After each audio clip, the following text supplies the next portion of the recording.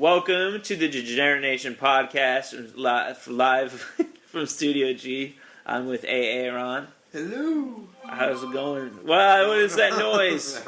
Was that your Nextel? That was nothing. Are you getting a text? Whoops. Nope. I just broke my phone by dropping it, trying to check for a text message. Good start. It was a sex. Believe it or not, my phone's low on battery. For anybody who knows me, that is something that's always the case. So but his vibrator is high on battery. How are you, Andy? Oh, next question. Okay. We were talking before the show a little bit. We were watching Beastmasters, I think it is. It's like an American Ninja Warrior type show on Netflix. Yes. And you had a little experience on a... Oh, yeah. Go ahead. Take over. So I went... you didn't sign any, non-disclosure acts. From American Ninja Warrior, they're gonna kill me? Yeah, are we, in any... Don't kill me, a Ninja Alright, Warrior. well, go ahead. You talk the rest of it. Go ahead. Okay. The rest of the way, I'll for the 40 minutes. Exactly. Take it okay. So, I was doing audience work in LA. Yep. Which is what happens when you go and you don't have a job. Okay, so... And I understand not having a job. I don't have one right now, but when you go and sign up to be an audience member, and they pay you $8 an hour for 5 hours. So everybody at this show, it's who's cheering is getting paid yeah, they're getting paid. Wage is a extra basically. As a fan, the sitcoms do that. Were you ever an extra on any show? No. Are we talking about my porn extra career already? Well, I have a friend. I'll drop his name, Mac Johnson. Yeah. And he was on a show called House of Cards. Oh yeah. He was an extra on episode 8, I believe, season 2. Season 2, episode 8. Cool, man. Season 2, episode 8. Yep. Cool. But go ahead, yeah. So, was there anything behind the scenes that you got to see being an audience member, or was it pretty tight, broad? And it was a tight production, man. For American Ninja Warrior, no, Did you see anybody make it through the course? Yeah. Was it pretty cool? I think I did. They were the shortest man in the Filipino Basketball League. Adrian Branch is the tallest. He's the tallest, as you know. Tallest liar. Tallest tale teller. Tale is old as time. Tall tales. Do you like tall tales? From like Paul Bunyan. Five Goes West. Is that a tall tale? That's a... Yeah, I don't think so. No, I think that's a movie. Paul Bunyan. But yeah, I did that was one of my favorite movies is from childhood. America's Five Goes West. Yeah. America's Tale. That's cool. Yeah, I feel like that's more applicable now with what's going on with immigration than ever before. Five-O's going east. Was Five-O... Sorry. Was Five-O from Russia? Was he? Where was Five-O from? I think he was from the deep hold of... He was a Russian Mexican... Russian of Mexican descent? From Bulgaria. Okay. Next question. Next question. So, you didn't get to see anything behind the scenes, that would... surprise people that just watch the show? No. But I saw things in, I've seen things, man. You've seen some things. I've seen some things. I saw somebody get into the taping with a shirt that just said, it was a marijuana leaf or something, a giant marijuana leaf. I was like, what are you doing, man? They let him in with the shirt on? Yeah. Well, it's California. Yeah, California is fucked up, man.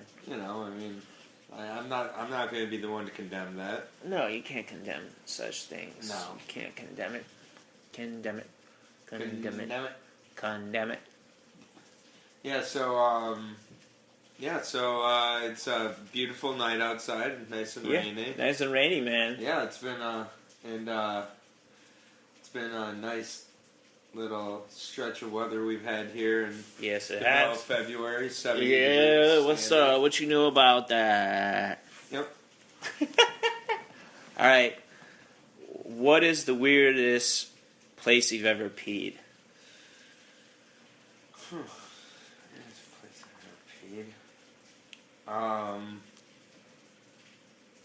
would say the weirdest place I've ever peed. Yeah, like Vatican City, like. I haven't peed in the Vatican. I was not ready for this question. No, man. Well, weirdest place you've ever done a tinkle.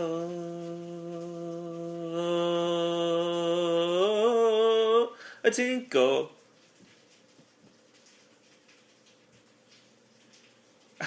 I can't edit, man. So my friend texted me an idea for a short story, right? Oh yeah. And the short story was about a guy that he detects pee. The tea smells. Pee smells. He goes into the bathroom after he knows what they eat first, and then he goes into the bathroom before they flush, and he smells it like a wine connoisseur smells his glass of wine.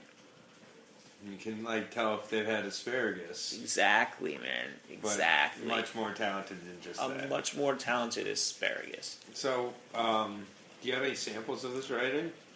Oh shit! It's on my phone. The thing will stop. I have not written that. Oh no! I did write a poem yesterday, though. Yeah. Yeah, the poem was. What was it? Let's see if I can remember it.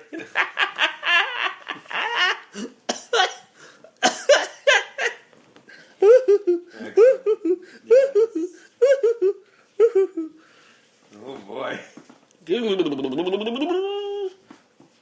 like that energy? Yes. It's the other half of my situation that I'm facing. What are you looking at me for, like that? Just listening. Those loving eyes. I'm just listening. Don't you hide your love away. Are you gonna do your poem or no? My poem nope. I'm not gonna do that. This is gonna be the best episode ever. I feel like. Yep. What do you think? Absolutely. The best? I mean, I don't know. I think they all are the best in their own ways. Dingo is not going to join the show. Oh yeah? Have you heard back from him? No, but how long do you have to wait to get hold of a male porn star for? Maybe in a busy time, tax season. Tax season. Male porn star tax season. Yeah. I don't know. Never say never. He's a star though, for sure. You reached out to him. I did. All you can do is reach out to Mandingo. Reach out to a Mandingo. You don't have to reach out very far. No. No, he's just he's 14 inches around. Exactly. Which means that he doesn't have to have a job. Exactly. Speaking of long inch count, we heard from a friend that I posed a question about how important is someone's job or their level of perceived success to make them attractive. Yep. To be a member of the opposite sex, the female sex. Yeah, whichever is your opposite sex. Yeah. Or if you're attracted to the same sex, your attracted sex. Whatever. So, how important is the job? Yeah. Especially if you're the high achieving type, how important is the job to that person? Yeah. And so we came up with a dick ratio, I guess. So if it's really important to a person, they're going to, according to this person, accept a smaller penis, or smaller, less wide penis if their job is really good, and if their job isn't really good, then they're going to accept only 9 inches long and 4 inches around. That is ridiculous. Yep. It's a little bit of a stretch, right? Well, you also have to consider the source it's coming from a very good-looking, educated, girl who's going to law school. So, she's probably going to be able to literally afford being picky in a way, maybe. And not feel that alone, right? Yeah, and I mean, everybody's different. I mean, she said several times that she just didn't believe in being with one person ever, and like, you know, and she like literally. Some people I think say that to be defensive because they aren't with anybody, so they're like, oh, I don't believe it. But I think honestly, she believes it. Yeah. And you know, she's a nympho, so it's like, I mean, to her, like, that's what she wants. And you know, it's funny because like, this girl's tiny. This girl is tiny, so I don't know if she, you know, but. Regardless of whatever sort of programming that causes that to be, you know, it's like... Who doesn't want BBC, man? I don't know. Would you want to have a BBC? I don't think so. No? I don't think so. It wouldn't make sense. Why wouldn't it make sense? If I had a 14-inch dick? It doesn't have to be that big. Yeah, you know. If it's like the size of, like, they would say in a rap song, that's acceptable. What do they say in a rap song? You know, like big 9-inch dick, or was it big 8-inch dong? It's more like that Eminem song about Dre or something, but it's dong. I think it's called Dre's dong. So would I like a Dr. Dre dick? Yeah, like a big old Beats by Dre dick. Sure, anybody would. I guess. Do you, and we were talking about monogamy and whether that was an ideal scenario or not, or like a scenario that's very possible. Yeah. What do you think that monogamy? First off, is it real, or is it just an ideal? Is it real or an ideal, or an ordeal? I'm sure it's real. I mean, it's like, you know, it's no less natural than, I think, sitting around and watching a screen every night with images on it that you're not really doing. Like, that's not natural. There's lots of unnatural, unnatural things.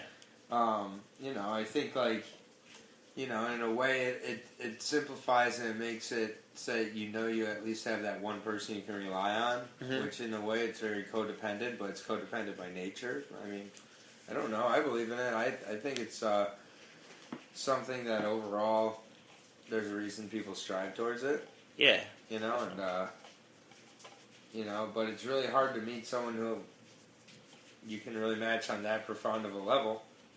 So it shouldn't be easy, also. So it not happening or the possibility of it not happening ever doesn't make me believe in it any less. Or not working out. Yeah, like, I mean, you can't think of anything that way. The way I look at it, I view myself as someone who it's possible to happen for, and I think I'd be good at it when it's the right person. So, we'll see, but, you know, hasn't happened yet. In the meantime, you're not trying to limit yourself, is that what you're saying? What do you mean? To wait for monogamy? Like, I mean, you can't completely limit yourself, no. I mean, you can't limit your experiences, and if you, at times you want to, you need to make that your call, but not for, you know... Your sex experiences, you mean? What do you mean? Yeah. Yeah. Yeah. Do you feel, like, really backed up or, like, fucked up if you don't get your sex's experience? For sure. Yeah? Yeah, for sure. I mean, like, you know, it's like... But at the same point, you know, after a while of, you know, kind of meaningless, you know, relations, it really actually does get a little bit unfulfilling. A little bit, I don't know if frustrating is a word or what, but it's like a little bit like, man, this could be, like, you know, it's like, these tortilla chips are great. They really are, but it'd be really nice if I could throw some cheese on them. And yeah, definitely. dip them in some salsa, too. Like... I guess in the meantime, I'll just do chips and salsa, but if I had some cheese and got to throw them in the oven and make them nachos, that'd be kind of a little bit better than chips and salsa. Just a little bit. Yeah. You know, and like that's, you know, I mean, it's a really shitty, literally cheesy analogy I just made, but, you know, it's like, it you know, kind of is what it, you know, it feels like. So, you know, at the same point, like, you know, I'm trying to you know, I'm just trying to enjoy myself in the meantime. I'm in my 20s. I'm, you know, having a good time, but at the same point, like, you know, it doesn't necessarily, it's not like I'm going to the bar and trying to get laid all the time now. Well, no, you don't. You just do the Tinder to get laid type thing where you just swipe and wait and invite them over. I'm saying even that, like, just like the meaningless, like, interactions, I'm kind of over those at this point. Me too. So, you know, that's what I was saying. So, okay. But yeah, I've used Tinder, sure. Yeah. Did I ever tell you one of my first and worst Tinder experiences? No. So, we talk on, the first was safe. I talk on Tinder with this girl, and we chat for like a few weeks before we ever meet. Mistake number one. Oh, I've made that. So like painful mistake. The thing was, it's like, oh, we're hitting it off great through chat. I'm asking all these questions, getting to know her, all this. The thing is, like, what is the first date for? You know, to get to know her, to meet her. You know, it's like, and all this, and like I'm already through like all my questions, and the thing is, you know, when we meet, I don't have any of that, like, social brownie points from getting to know her all that time, so it's just awkward or whatever. But we work through the first part. She's talking about how she's a teacher and how her lesson plans and blah, blah, blah, just keeps talking about work. It's like whatever, and, like, I'm completely tempering my personality at this point down to like 20% of who I am. Because if I'm anything more than a boring person to this girl, it's not going to happen. She was alright. She was pretty cute. But I was sitting down at the bar when she came in. So she came in and sat down next to me. It was like kind of higher chairs. So everything's going good. Then we get up to leave, and I'm looking slightly up. She's a little bit taller than me. And she realizes she's a little bit taller than me, and realizes it's just like one of those things where it's like, yeah, like we don't say it, we make an awkward hug where I'm like reaching up slightly, I'm like, this is never gonna work, I can't protect you, like, no. Oh, when they're taller? Yeah, no. Yeah. It's just, no, it's not, sorry, shallow or whatever, I'm not gonna be with a girl who's taller than me, that's just not happening. Like, it's not gonna be comfortable when we're like, cuddling, it's not going to be comfortable ever. Like, to put my arm up at an angle, no. Yeah. So, it's too bad because I'm attracted to taller girls. I think I'm attracted to taller girls because I know it will never happen with them. Same reason why if I find out a girl's a lesbian, she goes up a half to a full point. There's the self-hating Jew part, right? I don't think so. I think every guy likes a girl a little bit more when they know they can't get her if they're at all attracted to her. Do you think we both have a situation like that? I love the chase. That's other things. I do like the chase. It's one of the things that does keep me wanting to go back out there over and over again. Yeah. I do like the chase because I used to fail all the time at it.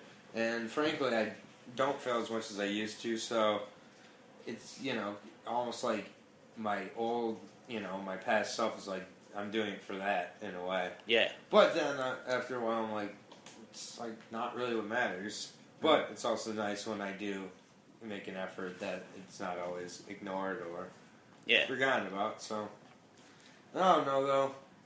There's still, there's always particular people that keep your attention. And, it's like you can make a choice either to make a conscious effort not to think about that person, or you can just, kind of give into it a little bit and, try not to have it limit your whole life, but at the same point, you like what you like. So, yeah, it starts with a picture. What do you mean by that? I mean, these days it kind of starts with a picture, right? It always, in a way, started with a picture where you're walking up to somebody and you have your expectation. Well, yeah, I mean, even if it didn't start with a picture, I mean, with this person, it started with me seeing them, knowing nothing about them, and then deciding based on seeing them and knowing nothing about them, I like them. Yeah. And then, as I've learned about them, I've liked them, and then there's been its difficulties at times, but it's like almost like Jesus Christ! I apologize for my phone going That's off. great. So Just turn the phone off. Yeah, I'm gonna turn off my phone. I'm sorry. That's Normally, I don't get this many text messages. Oh, you're so popular tonight. Yeah. Try them out. That's okay. Moms are great. Oh, I'm not complaining about it. Oh, it's. Hello, Amber. Maybe not all moms are great, but my mom's great, and I'm sure that your mom is also very great. Whoop, whoop, whoop, whoop. Anything worth, like, is anything sexy, keeping it sexy to read on the air? Yeah? One second, yeah, please, just one moment here as we have a live listener question. Now that Dead air. Now I've helped when you guys. Dead air. So we have a live listener question. Okay. It's regarding Mandingo. Alrighty. Since we've had help discovering our connection to real Mandingo via Google image search. Yes. Have you watched a Mandingo porn, and have you pleasured yourself to said porn? No, have you seen one yet? I have not. Even though, and also, dead air. So now my phone is off. I apologize. We'll just edit that out.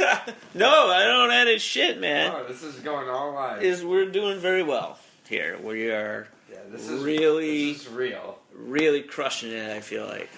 Anyway, so another story I wanted to go over was my first drug experience. Ooh, okay. Did I ever talk about this? So I was 8 years old, and for some reason we had citric acid brought into our elementary school classroom. Our what fourth the grade fuck? class. We could get away with anything about, back then. Culinary stuff or something. Yeah. And so I heard citric acid, and I thought of acid, and so me and my friend decided to take a bunch and snort it. Oh God.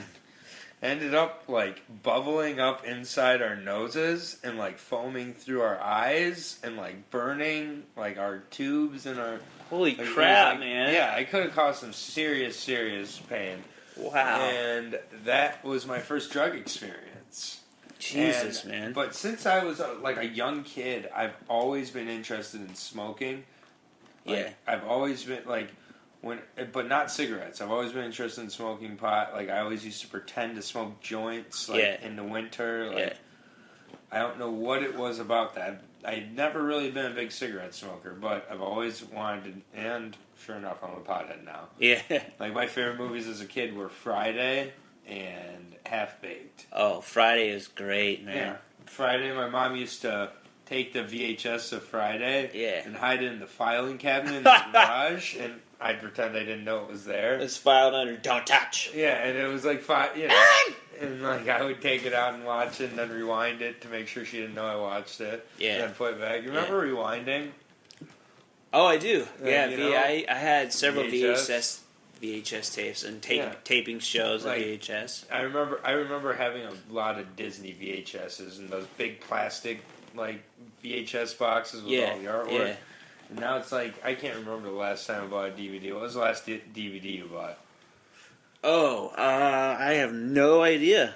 No idea. Easy question to ask. Yeah. We literally have 2 bookcases full of DVDs at my house from when I was in college and I used to buy DVDs. Oh, really? That's thousands of dollars I wasted on DVDs. Literally. Oh, I've wasted thousands of dollars. Now it's you never watch anything on anything physical. You never buy. No one can remember the last CD they bought. Yeah. It's how do musicians make money anymore?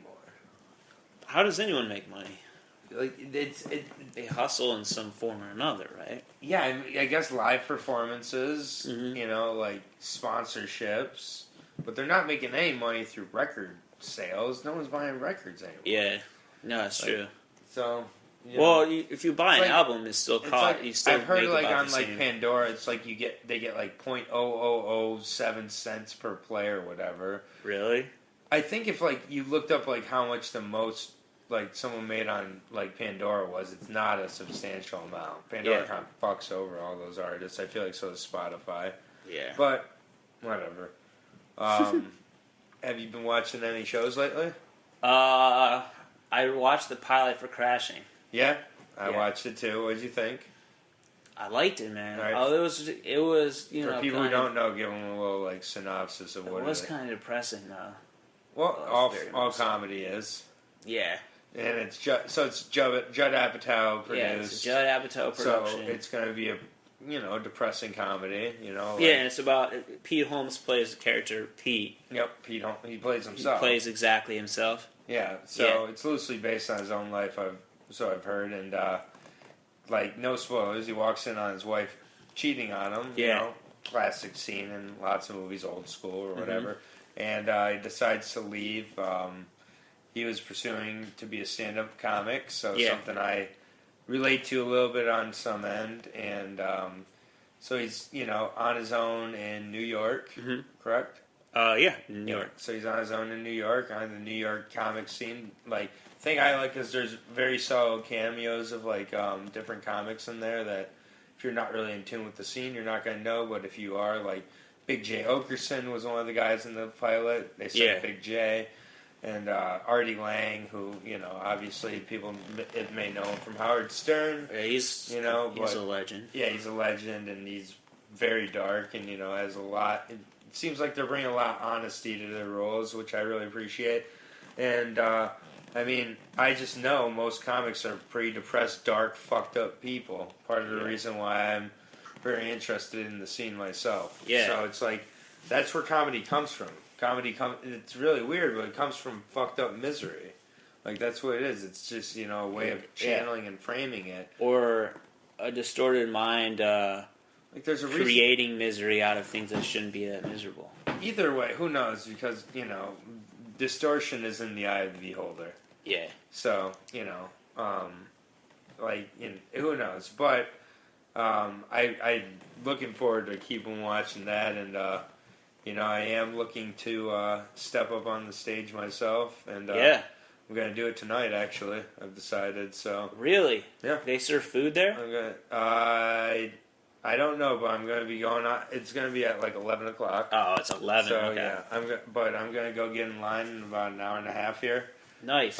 For their open mic, it's at the Big Hunt. So. Oh yeah. Let's do it, and I'm going to go for it tonight. So, and that show, honestly, was like something that just kind of really spoke to me and really kind of inspired me. I'm a big fan of getting inspired and spoken to.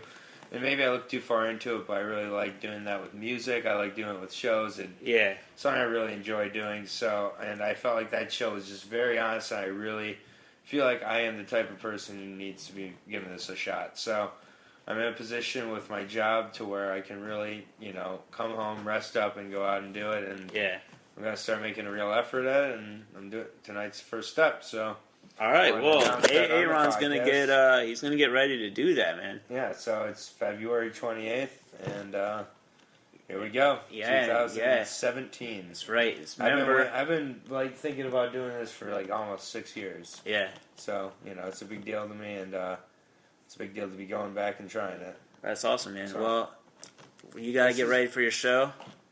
I mean, yeah, if you want to sign off on this, we can. I mean, this was really kind of all over the place, but who cares? Of course, yeah.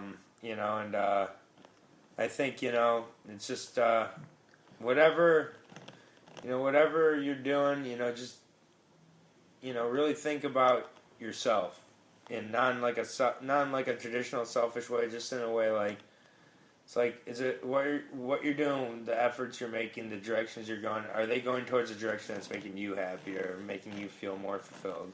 Yeah. Are they going in a direction that, you're feeling that you're, they're honest to you? They're, you should be doing things that make you nervous, but nervous in a good way. You should be doing things that bring out your passion.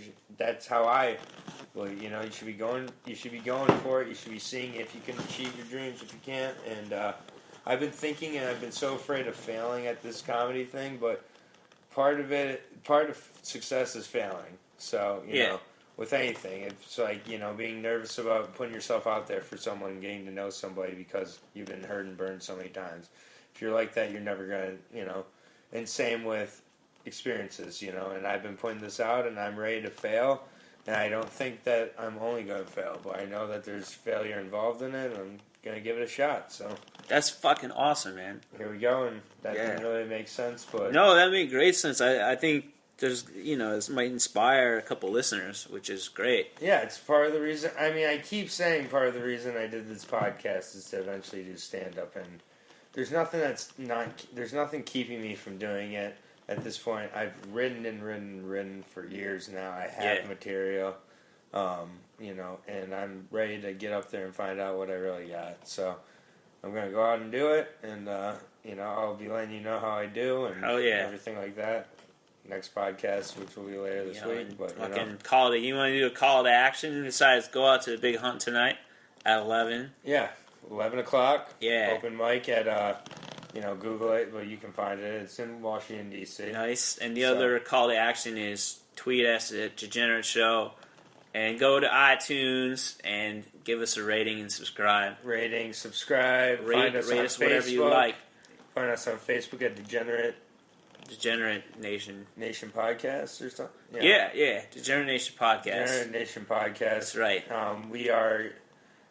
available on all platforms. I'm A-Aron J on Facebook. If you want to find me, you can send me a friend request one day. That's right. Do it. If you don't, that's fine too. Whatever you want. Yeah. I'm pretty excited, and he's gonna go fucking do this thing, and I just realized I need to eat some goddamn dinner. So, all right, bye. All right, bye.